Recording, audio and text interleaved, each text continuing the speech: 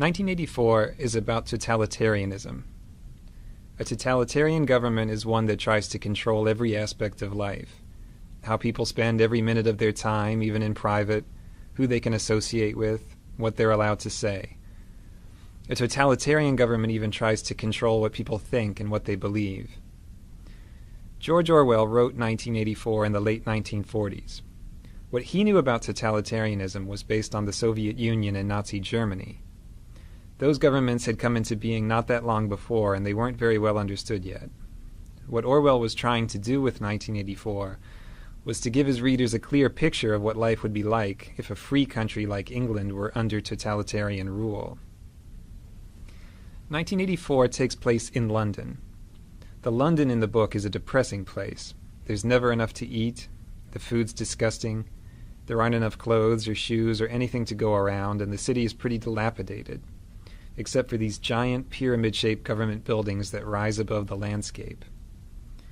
There's some sort of war going on, though no one really understands what it's about. Rockets frequently explode in the streets and blow people to bits. The worst part is that the government is always watching everything people do. There are these posters of Big Brother, who's supposedly the leader of the government, that say, "Big Brother is watching you." There are thought police who have hidden cameras and microphones literally everywhere. The government can watch you in your home, through your TV screen, and you're not allowed to turn your TV off, ever. There are a lot of things you're not allowed to do in this society, and if you do them, the police might take you away and throw you into a forced labor camp. You're not allowed to have close friends. You're not allowed to be in love. You can't date or have sex with someone you like. You're basically supposed to save all your emotional energy for the party being the government. Then there are things you have to do. You have to watch the government programming on TV, most of its news, some of its exercises. You have to attend pep rallies, including this one called the 2 Minutes Hate. So it's hard to even have time to think your own thoughts, because they're constantly filling your head with propaganda. The main character of 1984 is Winston Smith. He's 39, he has a job in the government, and he lives this horrible, dreary existence without any friends or anyone in his life. At the beginning of the book, he starts writing a diary to talk about how much he hates life in his society, even though writing a diary is one of those things you'd be killed for doing if you were caught. The diary is his place for thinking about his society. It's a place where he tries to imagine if life could possibly be different from the way it is. There's no way for him to know if things were ever different before, because the government has changed all the records of the past and rewritten all the history books. At the beginning of the novel, there are two other people who matter to Winston, and he doesn't even know either of them. One of them is Julia.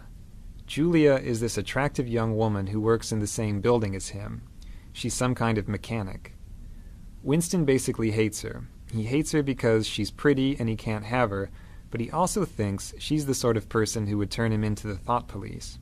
So he's afraid of her, but also sort of fascinated.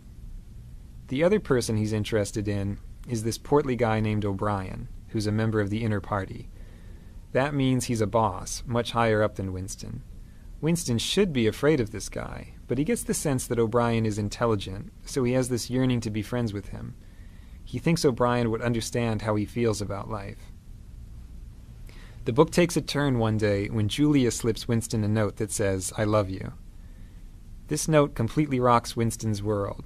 Of course he's interested. He can't wait to get in touch with her. But it's very hard for them to say 2 words to each other in private with all these spies and cameras everywhere. Finally, they do manage to get out to the country, and they start this mad love affair. The love affair makes them both very happy. It's dangerous because they could be killed or sent to labor camps if they get caught, but that makes it more exciting. At last, Winston has someone who understands him and who hates the party as much as he does. But Winston needs to go that extra step. He's rebelling against the party privately by having the secret affair. Now he wants to go to the next level and be an active rebel against the government. He gets his chance one day, when O'Brien invites him to his apartment to look at something work-related. Winston takes a leap of faith and guesses that O'Brien must be part of the rebellion, because no one invites people over to their home. It just isn't done. So he and Julia go to O'Brien's house and confess that they want to be rebels, and O'Brien says, "Yes, I'm a rebel too," and we all read this book that explains why things are the way they are. Winston reads the book, and he's blown away by it. Unfortunately, right after he reads it, the thought police bust in and arrest him and Julia and carry them off to the Ministry of Love to torture them. So we learned that O'Brien wasn't a rebel after all. He just wanted to catch Winston. In the Ministry of Love, they torture Winston in all sorts of horrible ways. They break his bones in his teeth, they use electric shock, they starve him, and on and on. He tells them everything he knows, he confesses to everything they ask him, and he tells them everything he knows about Julia. After torturing him over and over, O'Brien finally tells Winston what it is that the government really wants. What they want is to have total power over the minds of people like Winston. They want people like Winston to say 2 + 2 = 5 and really believe it, not just say it to avoid a beating. For the government, it's purely an exercise in power. They're not trying to control his mind for some other purpose. They just want to exercise total power over people's minds. They finally do break Winston completely, in this place called Room 101, where they do whatever it is you're most afraid of. They lock his face into a cage and threaten to let these rats eat their way through his face. He has a phobia of rats, so he loses it and says, "Do it to Julia, not me," which is a complete betrayal of what's most important to him. The government has taken his last shred of integrity. After he does that, they let him and Julia go. The thought police don't care about them anymore.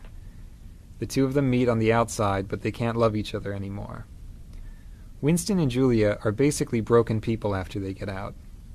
Winston has changed to the point that he doesn't even want to think about anything that might be rebellious. He just sits in a cafe listening to the news and smiling. The last words of the novel are, "He loved Big Brother." So, one of the points the book makes is that a human being can be broken down completely until he'll believe whatever you tell him, even if it's that 2 + 2 = 5. At the same time, the book has a positive message, which is that it's really hard to get inside someone's head to that extent. The government has to go to incredible lengths to brainwash Winston successfully. For more information about 1984, check out the SparkNote to it on sparknotes.com.